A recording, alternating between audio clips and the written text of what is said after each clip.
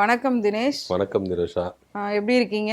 நல்லா இருக்கேன். நீங்க எப்படி தமிழ்நாடு இருக்கீங்க? எப்படி இருக்கு? நான் ரொம்ப நல்லா இருக்கேன். தமிழ்நாடு ரொம்ப ஆரோக்கியமா இருக்கு. இப்போ ஆரோக்கியமா இருக்குன்னு நினைக்கிறீங்களா? தமிழ்நாடு ஆரோக்கியமா இருக்கு. தமிழ்நாட்டு அரசியல் களம் தான் ஆரோக்கியமா இல்ல அப்படின்னு தான் நான் பாக்குவேன். நீங்க சொன்ன மாதிரி தமிழ்நாடு நல்லா இருக்கு. ஆனா அரசியலை பொறுத்த வரைக்கும் நிமிஷத்துக்கு நிமிஷம் மாற்றம் திருப்பம் வந்துகிட்டே இருக்கு. இன்னைக்கான சூழ்நிலையில காலையில இருந்து இப்ப வரைக்கும் நிறைய அப்டேட் மேல அப்டேட் வந்துட்டே இருக்கு. ஆனா அதுல எது உண்மை எது பொய் அப்படின்றது தெரியல. எதற்கான வாய்ப்புகள் இருக்கு, எதற்கான வாய்ப்பு இல்ல, விஜய் ஆட்சி எப்படி அமைப்பாரு? அதாவது ஃபர்ஸ்ட் என்ன சொன்னாங்கன்னா திமுக அதிமுக ஒண்ணு சேர போகுது 75 வருஷத்துக்கு அப்புறம் அப்படின்னு சொன்னாங்க. ஃபர்ஸ்ட் அதை பத்தி சொல்லுங்களேன். இது சாத்தியம் இல்ல அப்படின்றதான் நான் பார்ப்பேன். ஏன்னா திமுக அதிமுக எதிர் திசையில இருந்து தான் பயணிச்சிருக்கிறாங்க. இப்போ எல்லாருமே பக்கத்துல பக்கத்துல உட்கார்ந்து எல்லாம் ஒரே திசையில பயணிப்பாங்களா அப்படின்னா அது சாத்தியமே இல்லை. ஒருவேளை விஜய இங்க அவருடைய கதையை க்ளோஸ் பண்ணணும் அப்படின்ற ஒரு ரேஞ்சுக்கு இவங்க ரெண்டு பேரும் கை கொடுத்தாலும் இது நீடிக்குமா அப்படின்னா நீடிக்கிறதுக்கு வாய்ப்பே கிடையாது. ஏன் அப்படின்னு பார்த்தீங்கன்னா நீங்க அதிமுக தரப்புல இருந்து சி.வி. சண்முகமா இருக்கட்டும், இல்லை எடப்பாடி பழனிசாமியா இருக்கட்டும், இவங்க எப்படிப்பட்ட விமர்சனங்களை முன்வைத்திருக்கிறாங்க. இது இந்த தேர்தலுக்காக மாத்திரம் இல்லை. எம்ஜிஆர் அவர்கள் அதிமுகவை தொடங்குந்தே திமுக மேல வெறுப்பு வந்ததுதான். ஸோ அது நீங்க அதுல இருந்து எடுத்துக்கிட்டீங்கனால தொடர்ச்சியா திமுகவை எதிர் திசையில இருந்து தான் சந்திச்சிருக்கிறாங்க, ஒரே திசையில இருந்து சந்திச்சு இல்லை. ஸோ அதனால இது மாதிரி ரூமர்கள் கலப்பலாம். அதாவது திமுக அதிமுக ஒன்று சேரும், இவங்க ரெண்டு பேரும் ஒன்று சேர்ந்து விஜய் காலி பண்ணுவாங்க, விஜய் ஆட்சி அமைக்க விட மாட்டாங்க அப்படின்ற ரூமர்கள் கலப்பலாம். ஆனா இங்க அது சாத்தியம் இல்லை அப்படின்றதான் நான் நினைப்பேன். மேபி இப்படி நடக்கிறதுக்கு வாய்ப்புகள் உண்டு. ஒருவேளை எம்எல்ஏக்கள் குதிரை பேரங்கள் மூலமா பேசி தாம் பக்கம் இழுக்கிறதுக்கான வாய்ப்புகள் அதிகமா உண்டு அப்படின்னு நான் பார்ப்பேன். ஏன் அப்படின்னா இது அதிமுகவும் செய்யலாம், திமுகவும் செய்யலாம், தாவேக்கா கூட செய்யலாம், பாஜக கூட செய்யலாம். ஏன்னா இப்ப நீங்க பாத்தீங்கன்னா இப்ப நம்மளுக்கு அரசல் புரசலா கேள்விப்பட்டோம் ஒரு எம்எல்ஏக்கள் 50 கோடி கிட்ட ரேஞ்சுக்கு பேசிட்டு இருக்கிறாங்க அப்படின்ற பேசும் பொருள் எல்லாம் போயிட்டு இருக்குல்ல. இந்த குதிரை பேரங்கள் அதிகரிக்கும் அப்படின்னு தான் சொல்லப்படுது. இப்ப நீங்க ஒரு கட்சியில இருந்து இன்னொரு கட்சி தாவறீங்க அப்படின்னா உங்க மேல ஆக்ஷன் எடுக்க முடியாது. இப்ப நீங்க ஒரு கட்சி எம்எல்ஏ இருக்கீங்க, என் கட்சிக்கு நீங்க நீங்க சப்போர்ட் பண்ணுங்க அப்படின்னு நீங்க சப்போர்ட் பண்ணீங்கன்னா உங்க மேல ஆக்ஷன் எடுக்க முடியாது. அந்த கட்சி தாவல் சட்டமே வராது. ஏன் அப்படின்னா சட்டமன்றத்துக்குள்ள போயிட்டு இவர் தான் சட்டமன்ற குழு தலைவர், இவங்க தான் கொறடா அப்படின்னு சொல்லிட்டு பதிவு பண்ணிட்ட பிறகுதான் இந்த கட்சி தாவல் சட்டம்லாம் கொண்டு வர முடியும். இப்ப எதுவும் கிடையாது. இப்ப எதுவுமே பண்ண முடியாது. நீங்க தாராளமா என்ன பண்ணலாம், இந்த கட்சியில எம்எல்ஏவா இருக்கீங்க, நீங்க இன்னொரு கட்சிக்கு போய் என்ன பண்ணலாம், ஆதரவு கொடுக்கலாம், மாறலாம். இது ஒரு பகுதியா இருக்கும்போது இன்னொரு பக்கம் பாத்தீங்கன்னா 3/2 பங்கு எம்எல்ஏக்கள் ஒரு கட்சிக்கு ஆதரவு கொடுத்தா அவங்க மேல கேஸே எடுக்க முடியாது. நீங்க சட்டமன்ற குழு தலைவர் கொறடாலாம் நியமிச்சிட்ட பிறகு கூட 3/2 பங்கு நீங்க போறீங்கன்னா உங்க மேல நடவடிக்கை எடுக்க முடியாது. ஸோ இந்த மாதிரி ஒரு சூழ்நிலை இருக்குல்ல, இந்த மாதிரி ஒரு பிளே கேம்ல தான் இந்த சட்டமன்றம் அப்படின்றது அமைஞ்சு ஒரு முதலமைச்சரா தேர்ந்தெடுப்பாங்களே கண்டி அதிமுக திமுக சேர்ந்து ஆட்சி அமைப்பாங்களா அப்படின்றது ஒரு எட்டாக்கணி. இது நடக்கிறதுக்கு சாத்தியமே கிடையாது. ஸோ அடுத்ததா பாத்தீங்கன்னா ரிசல்ட் எல்லாம் வந்ததுக்கு அப்புறமா முன்னாள் முதலமைச்சர் மு.க. ஸ்டாலின் ராஜினாமா பண்ணிட்டாரு. உடனே கான்வாயை விஜய்க்கு கொடுத்தாங்க. அவர் ஒரு 2 நாள் கான்வாய் மூலயமா எல்லா இடத்துக்கும் போனாரு வந்தார். இப்ப திரும்பவும் அந்த கான்வாய் திரும்ப பெறப்பட்டு இருக்கு. பிளஸ் நம்மளோட முன்னாள் முதலமைச்சருக்கே மறுபடியும் அது கொடுக்கப்பட்டிருக்கு. அது எந்த அளவுக்கு உண்மை, எதனால அது நடந்தது? ஆக்சுவலா நேத்து நைட்டு வரைக்கும் பாத்தீங்கன்னா விஜய்க்கு கான்வாய் கொடுக்கப்பட்டது. ஏன் கொடுக்கப்பட்டது, எதுக்கு கொடுக்கப்பட்டது அப்படின்ற டீட்டெயில்ஸை இப்போ டிஜிபி இருக்காருல்ல, அவர்கிட்ட சஞ்சய் தாய் ரத்தம் இருக்காருல்ல, அவர்கிட்ட ஆளுநர் அவர்கள் விளக்கம் கேட்டிருக்கிறாரு. பொதுவா ஒரு கட்சி அதாவது தேர்தலில் அரசியல நின்று எந்த கட்சி அதிகமான சீட்டுகள் வாங்குதோ அவங்க ஆட்சி அமைக்கிறதுக்கு உரிமை கோரணும். ஆளுநர் என்ன பண்ணுவாரு, நீங்க ஆட்சி அமைக்கிறதுக்கு வாங்க, ஒருவேளை பெரும்பான்மை இல்லைன்னா நீங்க ஆட்சி அமைச்சிட்ட பிறகு 2 வாரத்துக்குள்ள பெரும்பான்மை நிரூபிக்கணும் அப்படின்ற ஒரு கட்டாயத்துக்குள்ள அந்த கட்சி போகும். ஸோ அப்படி பாத்தீங்கன்னா 100 இடங்களை வென்ற தாவேக்காவுக்கு அந்த அதிகாரங்கள் இருக்கு, அவங்களுக்கு அந்த எலிஜிபிள் இருக்கு. விஜய் தாராளமா ஆட்சி அமைக்கிறதுக்கு எலிஜிபிள் இருக்கு. இவரு ஆளுநர்கிட்ட தன்னுடைய கடிதத்தை கொடுத்து நான் தான் சட்டமன்ற குழு தலைவர், என்ன ஆதரிக்கிறாங்க, 108 எம்எல்ஏக்கள் எங்களை ஆதரிக்கிறாங்க அப்படின்னு சொல்லிட்டு அவர் போயிருக்காரு. கூட காங்கிரஸும் போயிருக்கு, 5 எம்எல்ஏக்கள் போய்க்கிறாங்க. அப்படி பார்த்தீங்கன்னா 113 எம்எல்ஏக்களோட ஆதரவோட இவர் போறாரு.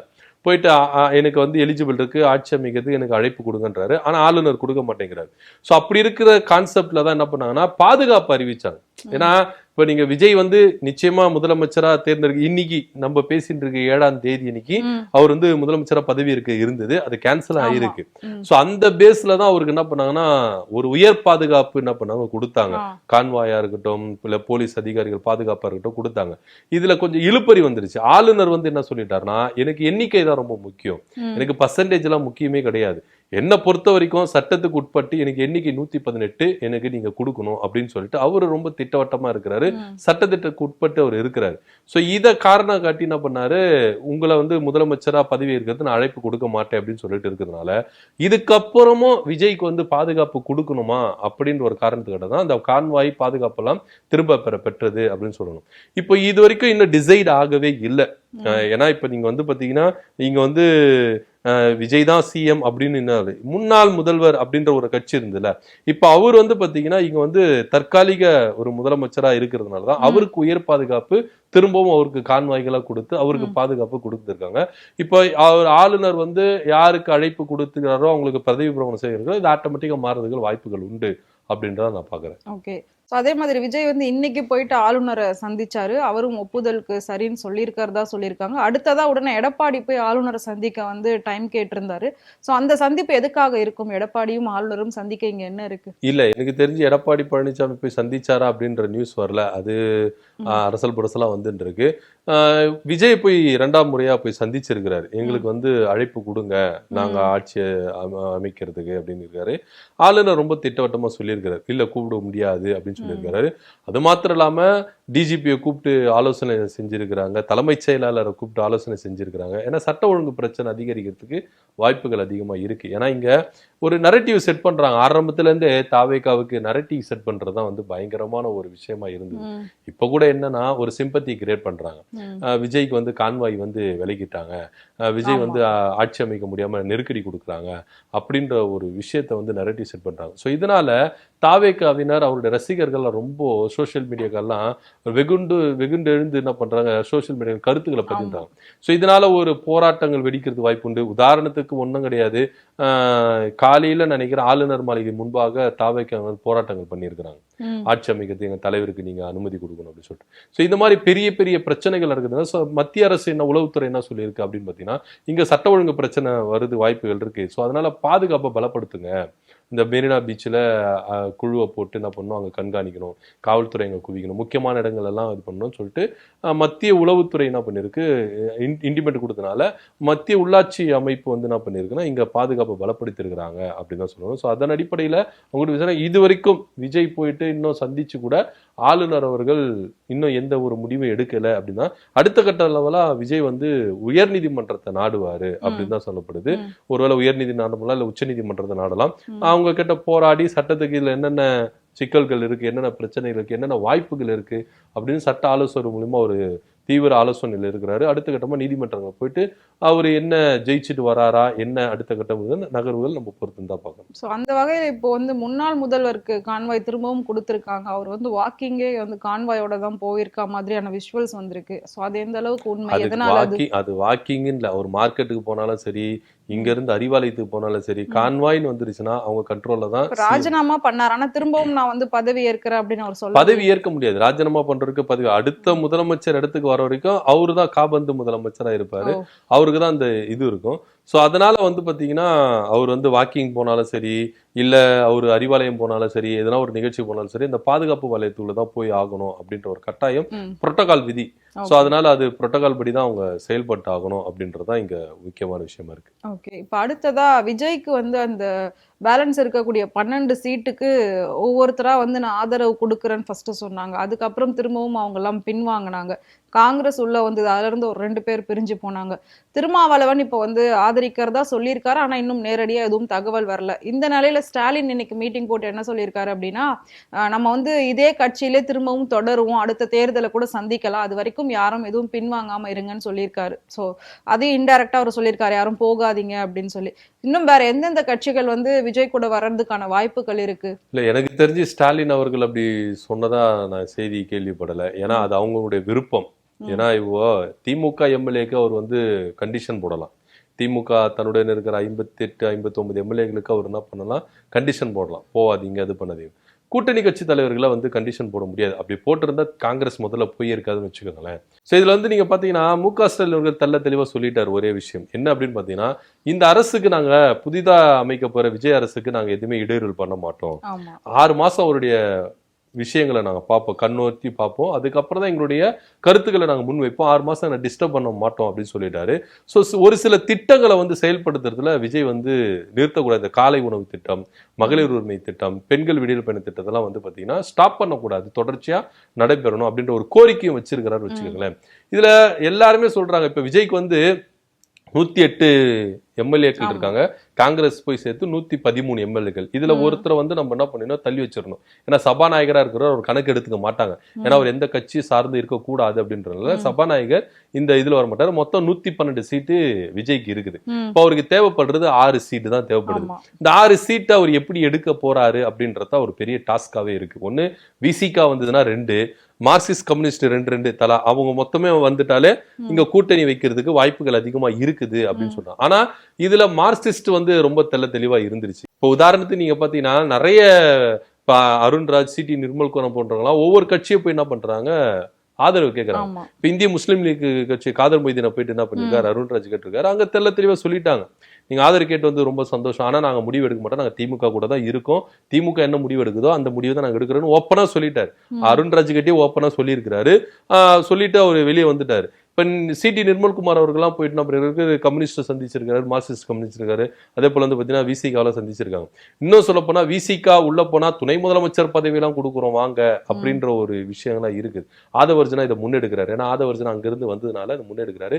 விசிகா போகுமா அப்படின்னா போகாது அப்படின்றதான் ஒரு பெரிய கருத்தா இருக்கு. ஏன் அப்படின்னு பாத்தீங்கன்னா, உதாரணத்துக்கு காங்கிரஸ் திமுக கூட்டணியிலிருந்து வெளியே போனாங்க, என்னென்ன விமர்சனங்கள் முன்வைத்தாங்க அப்படின்றத நம்ம பார்த்தோம். சோ அந்த ஒரு கெட்ட பேரை விசிகா எடுத்துக்காது. ஏன்னா அரசியல்ல விசிகாவுக்குன்னு ஒரு தனி பெரும்பான்மையான ஒரு இடம் இருக்குது. அவங்க ஆட்சி அமைக்கிறாங்க, அமைக்கல, அவங்க எம்எல்ஏ ஆகுறாங்க ஆகல, அவங்க எம்பி ஆகுறாங்களா ஆகல, தேர்தலில் ஜெயித்தாலும் தோத்தாலும் விசிகா அப்படின்னா அவங்களுக்கு ஒரு தனி பார்வை ஒண்ணு இருக்குது. அரசியல யாருக்கிட்டே விலை போகாதவங்க, எந்த ஒரு விஷயத்துக்கு காம்ப்ரமைஸ் ஆகாதவங்க, தன்னுடைய கொள்கையில ரொம்ப உறுதியா இருக்கிறவங்க, சுயநல லாபத்துக்காக அவர் அரசியல் செய்யாதவர், சந்தர்ப்பவாத அரசியல் செய்யாதவர் திருமாவளவன் அப்படின்ற ஒரு விஷயம் வந்து திருமாவளவனுக்கு கிரியேட் ஆகி இருக்கு.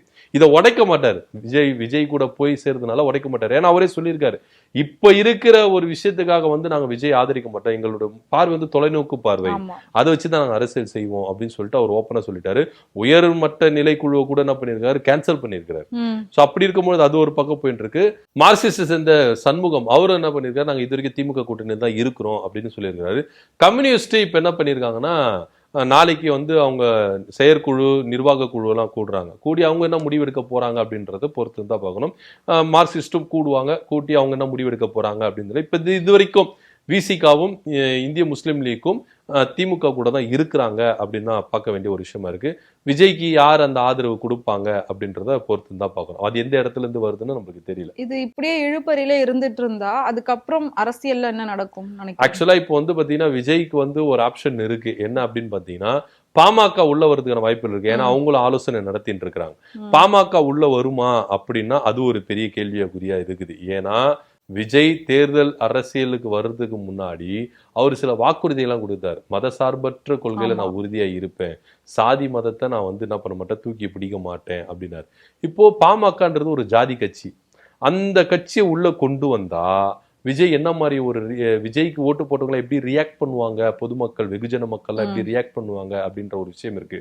இன்னொன்னு என்னன்னா, இப்பவும் காங்கிரஸ் மேல ஒரு பழிச்சொல் இருக்கு. என்ன அப்படின்னா, இலங்கையில தமிழர்களை இனப்படுகொலை செய்ததுக்கு முக்கியமான காரணம் காங்கிரஸ். அப்ப காங்கிரஸ் தான் இங்க இந்தியாவில் ஆட்சி செஞ்சது.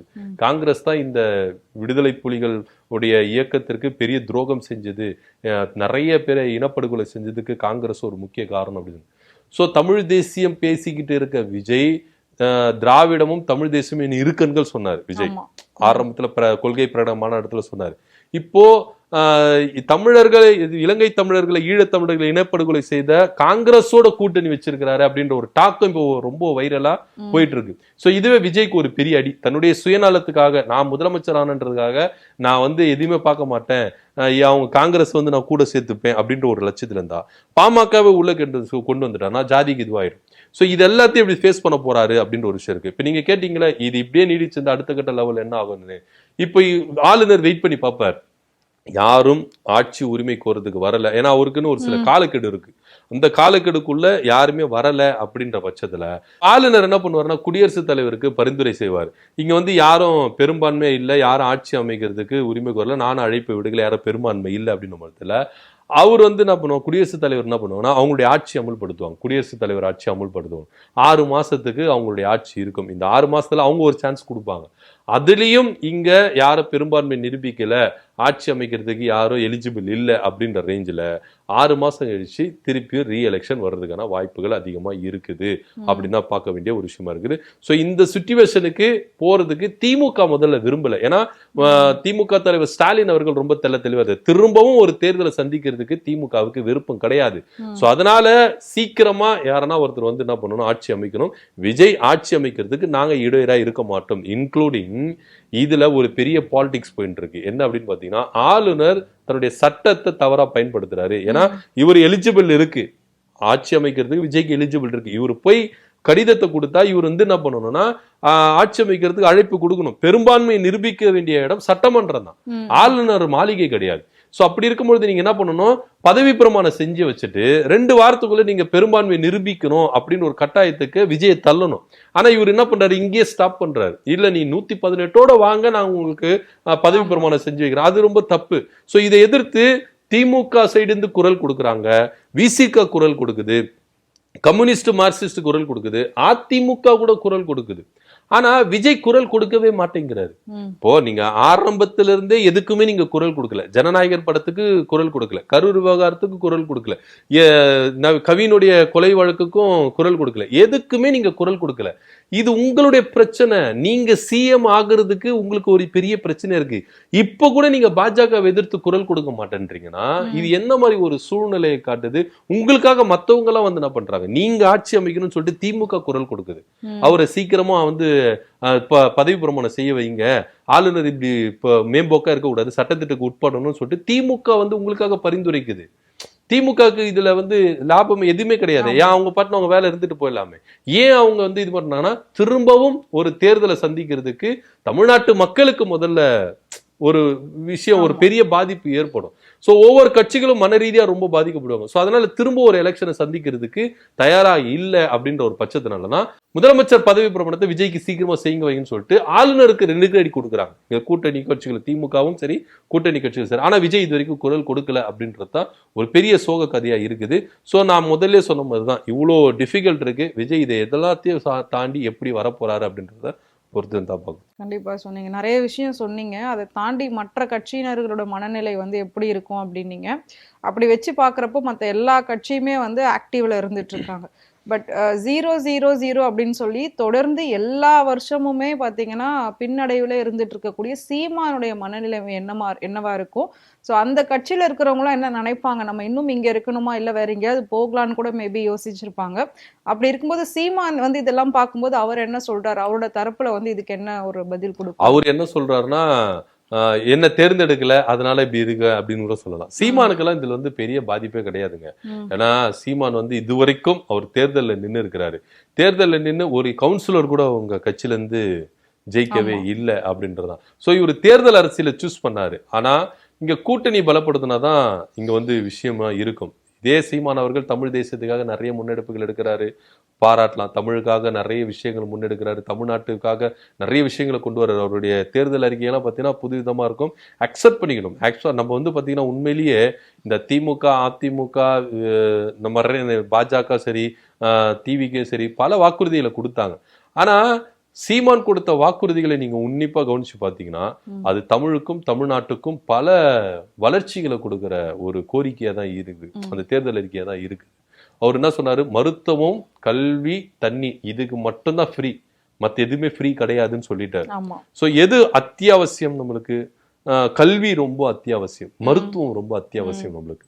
ஸோ இதை மட்டும் என்ன பண்றாரு, ஃப்ரீயா கொடுக்குறாரு. இன்னைக்கு தண்ணீரை கூட நம்ம காசு கொடுத்து தான் வாங்குறோம். ஸோ அந்த தண்ணியை நான் ஃப்ரீயா கொடுக்குறேன். எதுக்கு நான் காசு வாங்கி?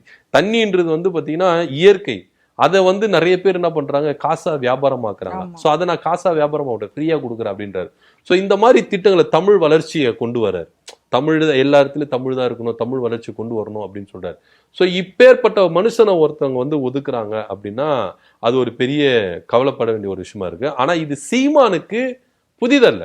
ஏன்னா ஒரு கட்சி ஆரம்பிச்சதுல இருந்து தேர்தலை சந்திச்ச வரைக்கும் எல்லாத்துலயும் 0-0 தான் வந்திருக்காரு. கடந்த தேர்தலில் நாடாளுமன்ற தேர்தலில் 8% ஓட்டு வாங்கி அவர் வந்து என்ன பண்ணாரு, மாநில கட்சியா அந்தஸ்து. சோ அப்பவே இவருடைய போக்கு சரியில்லை, ட்ராக் மாறுதுன்னு சொல்லிட்டு பல நிர்வாகிகள், விஜய் கட்சி ஆரம்பிச்ச உடனே பல நிர்வாகிகள் கொத்து கொத்தா என்ன பண்ணாங்க, மற்ற கட்சியில போய் இணைச்சுக்கிட்டாங்க. சோ அதனால சீமானுக்கு இது ஒரு பெரிய எஃபெக்ட் கொடுக்காது. சோ இதுக்கப்புறம் சீமான் கட்சியில இருந்து பல பேர் விலக போறதுக்கும் வாய்ப்புகள் அதிகமா இருக்குது அப்படின்னு தான் நம்ம பார்க்கணும். ஓகே, ஃபைனலா ஒரு கேள்வி. அதிமுக வந்து ஏற்கனவே பல வகையில பிளவுபட்டுருச்சு. அங்க வந்து மூத்த தலைவர்கள் அப்படின்னு பெருசா யாரும் இல்ல. இப்ப இருக்கக்கூடிய எடப்பாடியுமே அதுவுமே ரெண்டா பிரியறதுக்கான வாய்ப்பு இருக்குன்னு சொல்றாங்க. அங்க மேக்சிமம் பாத்தீங்கன்னா எடப்பாடி இருக்காரு. அதை தாண்டி வேற எந்த புள்ளி வந்து அங்க இருந்து பிரிஞ்சு போறதுக்கான வாய்ப்பு இருக்கு? ஆக்சுவலா இது எடப்பாடி பழனிசாமியை குறித்தோ இல்ல அதிமுக குறித்தோ நம்ம விவாதிக்க வேண்டியதில்லை. இது அதிமுக உடையாது ஃபர்ஸ்ட் ஆஃப் ஆல். ஏன்னா எல்லாரும் அப்படி சொல்லிக்கிட்டு இருக்காங்க. இது உடையறதுக்கு வாய்ப்பு இல்லை அப்படின்னு தான் நான் கருதுறேன். ஆனா இதுல இன்னொரு விஷயத்தை நம்ம பார்க்கணும். பாஜக கேம் விளையாடுறதுக்கு வாய்ப்புகள் உண்டு. அதை நம்ம இங்க பார்க்கணும். ஒருவேளை பாஜக இறங்கி வந்தாங்கன்னா இங்க அதிமுக 2 இல்ல 3, 4, 5 அப்படின்னு வருது. ஏற்கனவே அதிமுகன்றது உடஞ்சுதான் கிடக்கு. சசிகலா ஒரு பக்கம், டிடிவி தினகரன் ஒரு பக்கம், ஓபிஎஸ் ஒரு பக்கம் உடஞ்சுதான் கிடக்கு. ஆனா இது உடஞ்சதுல எடப்பாடி பழனிசாமிக்கு ஒரு நன்மை என்ன அப்படின்னு பாத்தீங்கன்னா, யாரெல்லாம் உரிமை கோரினாங்களோ அவங்க எல்லாம் தனித்தனியா கட்சி ஆரம்பிச்சிட்டாங்க. சசிகலா தனியா கட்சி ஆரம்பிச்சிட்டாங்க, டிடிவி தினகரன் தனியா ஆரம்பிச்சிட்டாரு, ஓபிஎஸ் திமுக கிட்ட போயிட்டாரு, பெங்களூர் புகழ்ந்து கேஸ் போட்டிருந்தாரு, அவரை தனியா கட்சி ஆரம்பிச்சாங்க. ஸோ இப்போ எடப்பாடி பழனிசாமி ரூட்டு கிளியர், யாருமே இப்போ அவருக்கு வந்து இடையறையில இல்லை. ஆனா இப்ப என்ன ஒரு பெரிய ப்ராப்ளம் வரும்னா, சிவி சண்முகமும் எஸ்பி வேலுமணியும் தாவேகாவுக்கு ஆதரவு கொடுக்கலாம் அப்படின்ற ஒரு கோஷத்தை என்ன பண்ணாங்க, அதிமுக அந்த எம்எல்ஏக்கள் சந்திப்பு கூட்டத்துல ஒழிச்சிருக்கிறாங்க. இது எடப்பாடி பழனிசாமிக்கு விருப்பமே கிடையாது. ஏன் அப்படின்னு பாத்தீங்கன்னா, செங்கோட்டையன் ஆல்ரெடி இருக்கிறாரு. சோ செங்கோட்டையனு கிட்ட இவர் போகணும். இன்னொரு விஷயம் என்னன்னா, இங்க அதிமுக ஆதரவு கொடுத்தாலும் இங்க யாரு சிஎம்மா இருப்பாருன்னா விஜய் தான் சிஎம்மா இருப்பாரு. விஜய்க்கு கீழே இவர் துணை சிஎம்மா இருக்க மாட்டாரு. ஏன்னா இவர் சீனியர். அப்படி இருக்கும்போது அந்த டிக்னிட்டி அதெல்லாம் இருக்குல்ல. சோ அதனால வந்து ஆதரவு கொடுக்க மாட்டாங்கன்னு வச்சுக்கோங்களேன். இன்னொரு விஷயம் என்னன்னா, பாஜக இதுல ரெட்டை கேம் விளையாடுறதுக்கு வாய்ப்புகள் உண்டு. ஒருவேளை எஸ்பி வேலுமணியை முன்னிறுத்தி இங்க அதிமுக உடைச்சி தமிழக வெற்றி கழகத்துக்கு போறதுக்கான வாய்ப்பு நான் முன்னாடியே சொன்ன மாதிரி தான். 3ல் 2 பங்கு 20 எம்எல்ஏக்களை கொண்டு போயிட்டா எடப்பாடி பழனிசாமியால் ஒன்றும் பண்ண முடியாது. நீங்க கட்சி தாவல் சட்டம் அவங்க மேல கொண்டு வர முடியாது. ஸோ அப்படி இருக்கும் பொழுது இங்க அதிமுக இப்படி உடையறதுக்கான வாய்ப்புகள் இருக்கு. பாஜக ஃபுல் அண்ட் ஃபுல் டிவிக்கேவை ஆக்குபேட் பண்ணிடும், விஜயை ஆக்குபேட் பண்ணிடும். ஒவ்வொரு விஷயங்களா இங்க திட்டங்களை கொண்டு வந்துட்டே இருக்கும். உதாரணத்துக்கு ஒன்றும் இல்லை, இங்க யார் ஆட்சி அமைக்க போறா அப்படின்றது முடிவாகவே இல்லை. உடனே சென்ட்ரல் கவர்மெண்ட் என்ன பண்ணுச்சுன்னா, பிஎம்சி திட்டத்தை யாரு சைன் போடுறீங்களா இல்லையா அப்படின்னு சொல்லிட்டு தலைமைச் செயலாளருக்கு ஒரு கடிதம் எழுதினாங்க. இந்த பிஎம்சி திட்டம் தான் நம்மளுக்கு ஒரு பெரிய சவாலா இருந்தது. அதை முதல்வரா இருந்த ஸ்டாலின் அவர்கள் எப்படி அதை மேற்கொண்டாரு அப்படின்னு சொல்றேன். ஏன்னா பிஎம்சி திட்டத்தை நீங்க உள்ள கொண்டு வந்தீங்கன்னா மும்மொழி கொள்கை உள்ள வந்துடும். அங்க நீங்க 3ஆம் வகுப்பு ஒரு பொது தேர்வு, 5ஆம் வகுப்பு ஒரு பொது தேர்வு, 8ஆம் வகுப்பு ஒரு பொது தேர்வு, இப்படி குழந்தைகளுக்கு திணிச்சு கல்வியை வந்து ப்ரெஷரை கொடுத்து இப்போ ஒரு குழந்தை, இப்போ உதாரணத்துக்கு என் குழந்தை இருக்கான்னு வச்சுக்கோங்களேன். இப்போ என் பையன் வந்து 4th படிக்கிறான். 5th ஒரு பப்ளிக் எக்ஸாம் நடக்கும். 5th அவன் ஃபெயில் ஆயிட்டானா திருப்பி 5th தான் படிக்கணும், 6th போக முடியாது. ஸோ திரும்பவும் எக்ஸாம் எழுதணும். திரும்பவும் ஃபெயில் ஆயிட்டானா திரும்பவும் அதுல தான் இருக்கணும், அடுத்த கிரேடுக்கு போகவே முடியாது.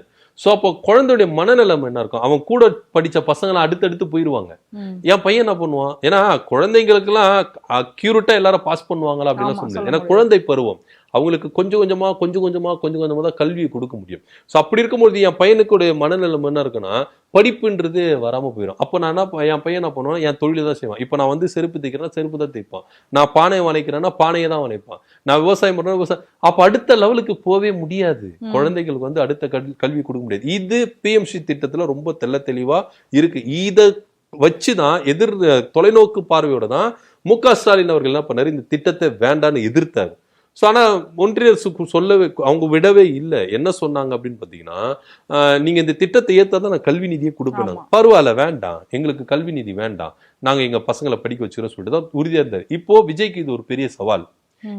இந்த மாதிரி ஒரு சில திட்டங்கள் எல்லாம் உள்ள கொண்டு வந்துருவாங்க, பாஜக உள்ள கொண்டு வந்துருவாங்க. இப்போ நான் சொன்ன மாதிரி எஸ்பி வேலுமணியை முன்னிறுத்தி இங்க இந்த விஷயங்கள் நடந்ததுன்னா விஜய் ஃபுல் அண்ட் ஃபுல் யார் கண்ட்ரோல்ல இருப்பாருன்னா பாஜக கண்ட்ரோல்ல தான் இருப்பாரு, வேற கண்ட்ரோல்ல போயிட மாட்டாரு. ஃபுல் அண்ட் ஃபுல் பாஜக இங்க எல்லா செயல் திட்டங்களையும் அவங்களுடைய என்னென்ன RSS கொள்கைகள் திட்டங்கள் எல்லாத்தையும் இங்க உள்ள நுழைச்சிருவாங்க அப்படின்றது தான் நிதர்சனமான உண்மையா இருக்கு. ஸோ அதிமுக இப்போ 40 MLAக்களை பாண்டிச்சேரி கெஸ்ட் ஹவுஸ்ல வச்சிருக்கிறாங்க. ஏன்னா குதிரை பேரங்கள் நடக்கிறதுக்கு வாய்ப்புகள் உண்டு அப்படின்றதுனால. சோ அவரை சந்திக்கிறதுக்கு எடப்பாடி பழனிசாமி போயிருக்கிறாரு.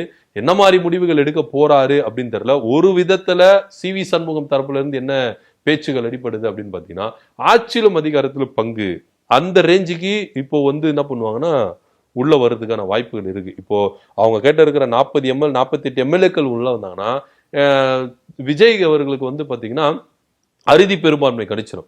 ஆனா இங்க ஆட்சியில் அதிகாரத்துல பங்கு கேட்பாங்க. நான் 2 வருஷம் ஆட்சி செஞ்சுக்கிறேன், நீங்க 3 வருஷம் ஆட்சி செஞ்சீங்க, எங்களுக்கு மினிஸ்டர் பதவி கொடுங்க, சபாநாயகர் பதவி கொடுங்க, டிமாண்ட் கிரியேட் பண்ணுவாங்க. செங்கோட்டையை டார்கெட் பண்றதுக்கு வாய்ப்புகள் உண்டு. சோ இந்த விஷயங்கள்லாம் இருக்குல்ல, இவங்க உள்ள வந்தாங்கன்னா காங்கிரஸ் வெளியே போயிடும். காங்கிரஸ் உதவி தேவையே கிடையாது. 5 MLAக்களை வச்சு எங்களுக்கு எதுக்கு, நீங்க கிளம்புங்க, எங்களுக்கு 48 வந்துருச்சு, நீங்க வேண்டாம்னு சொல்லிட்டு காங்கிரஸ் ஏன்னா அதிமுக உள்ள வருதுன்னா பாஜக பின்னாடி வருதுதான் நம்ம யோசிக்கணும். அதிமுகவும் பாஜகவும் வேறு வேறு தனித்தனியெல்லாம் கிடையாது, எல்லாம் பிணையப்பட்ட ஒரே கரங்களா தான் இருக்குது. சோ அதிமுக உள்ள வந்தா பாஜக பின்னாடியே வரும். இது சைலண்டா வரும், யாருக்குமே தெரியாது, ஆரம்பத்துல தெரியாது. போக போக போக போக தான் நம்மளுக்கு பாஜகவுடைய உருவம் வெளியே தெரிய வரும். விஜயும் மாட்டிக்கொள்வார் அப்படின்றத நிதர்சனம். இப்போ இவங்க உள்ள வந்தாங்கன்னா காங்கிரஸ் வெளியேறும் பொழுது காங்கிரஸ் அங்கிட்டும் போகாம இங்கிட்டும் போகாம நடுநிலையில இருக்கும். காங்கிரஸ் காணாம போயிரும் அப்படின்னு தான் இருக்கு. சோ பாஜக இதுல எந்த அளவுக்கு இறங்கி விளையாட்டுகளை விளையாட போறாங்க, ஆட்டத்தை ஆட போறாங்க அப்படின்ற பொறுத்து பார்க்கணும்.